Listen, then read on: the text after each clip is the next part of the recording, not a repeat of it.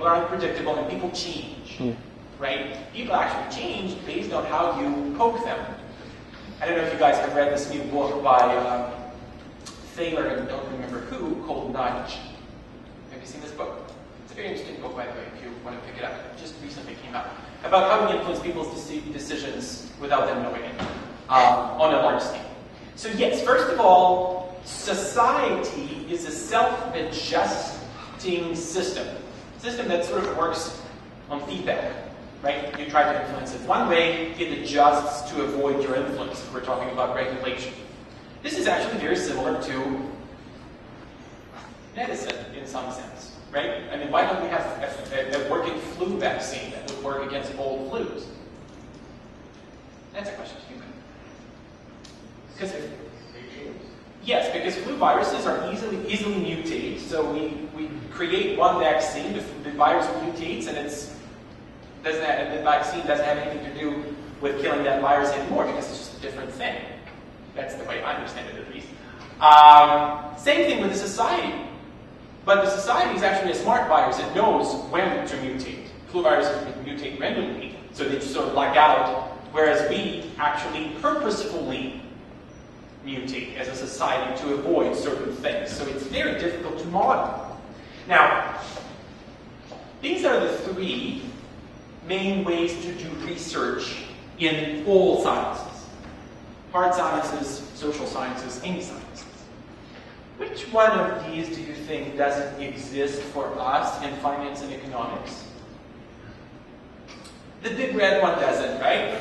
And it's the big one because it's the most important one. I mean, think about it. In chemistry, you have to mix things and see what happens to prove stuff most of the time, right? That's the beauty of hard sciences. You can actually do experiments and see if what you thought of works out. In econ and finance, you can't really do that many experiments, right? Because, well, go find a country that will agree to an experiment to, let's say, raise their tax rates to 90% and see what happens, right, for a couple of years. Or let go and find a firm that would agree for you to raise its debt levels to 99% and see what happens then. There are almost no, there are some, but they're extremely small in terms of research that is done in economic finance experiments, and that is a big problem. Because the other two ways to do research in social sciences, theory and empirics, are not sometimes lead us to conclusions that are not the best ones, right? Or to multiple conclusions that contradict each other. The best example of this is probably in macroeconomics, where they can't still decide whether fiscal policy works. And if it does, then what kind of fiscal policy? Manipulating taxes or just getting into government spending, right? There are schools of thought and universities that fight over this and have been fighting over this for the past almost 100 years, or maybe 80 years, right? And there's no end in sight because there is no way to do an experiment and figure out actually what works. So they keep writing theoretical models. They keep trying to do empirical research. What is empirical research? Just so that we're all on the same page. Empirical research is research that works with data, right? Historical data. For example, I want to know if cutting taxes works for GDP growth. So I look at as many years back as I can to see how previous tax cuts or tax increases affected GDP growth, right? That's empirical research. Once again, unfortunately, in these sciences, we don't have much experience that we can do. So let's talk about what could go wrong when we do those theory and empirical studies. Let's first talk about theory. By the way, physics also does theory, right? They can't reach the black hole that is in the center of our galaxy, though they have to create physical models, theoretical, mathematical models to try to figure out what could be inside of this thing, right? So you create theoretical models when you can't either run an experiment or don't have enough data or don't trust your data to do an empirical analysis, right? So that's what theory is. So let me show you on a couple of examples how theory may kind of break down very, very often. So you guys asked me to do some math, since you're all math quizzes. So I'm going to show you a very, very simple model that looks at something that is very, very simple in finance, something on a microscopic level of finance. If you take physics and atoms, I haven't ever taken physics here, so atoms, right? So nuclear physics kind of thing, right? What would be nuclear physics level in finance?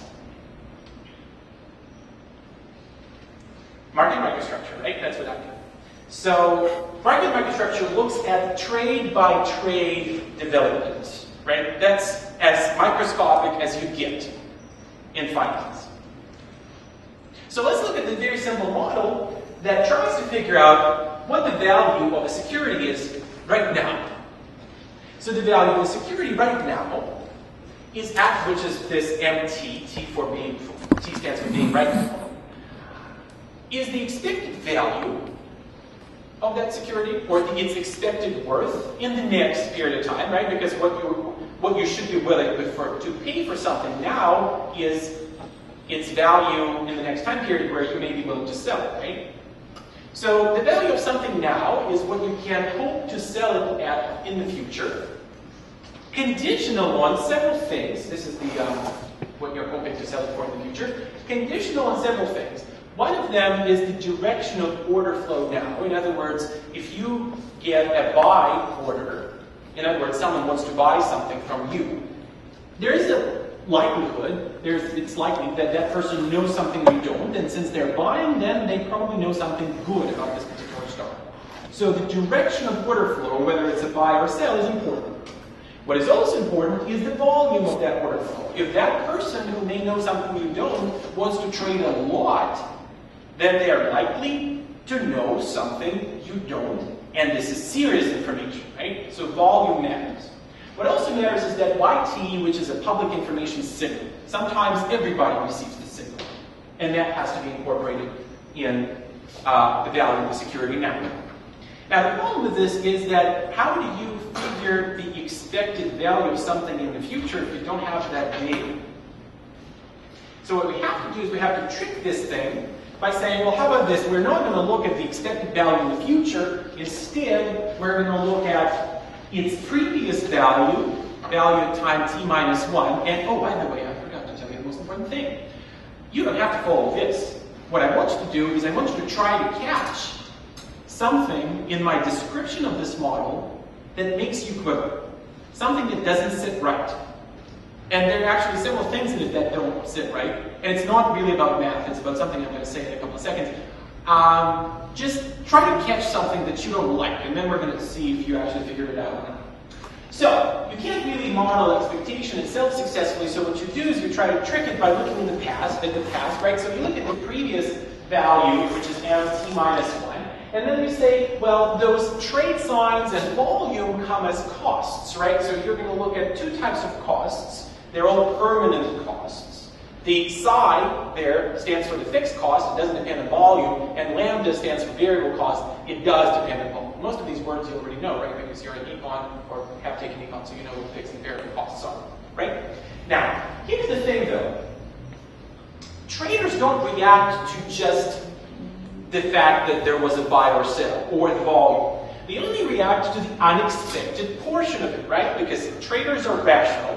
They're smart, so they can predict some of these developments before they actually happen. What they do react to is the unexpected stuff. So what we need to do is we need to somehow take out their expectations of that equation. Now, we just said that we don't like working with expectations, and now we're bringing them back, right? Well, these are different expectations. We can actually estimate them from historical data, right? So the second one, the second oval, could be estimated from this little guy here, which is basically just the previous 5 trades. And then you fit this model on the d times v, and that gives you the second guy. The first guy is a little bit more difficult. You have to assume that order flow is normally distributed, and after that, you can also predict it using the previous fitted value. And it goes in here. And after you've estimated those things, the whole big, long, scary equation collapses to this little thing here, where everything, well, not everything, but most things could be estimated from data, right?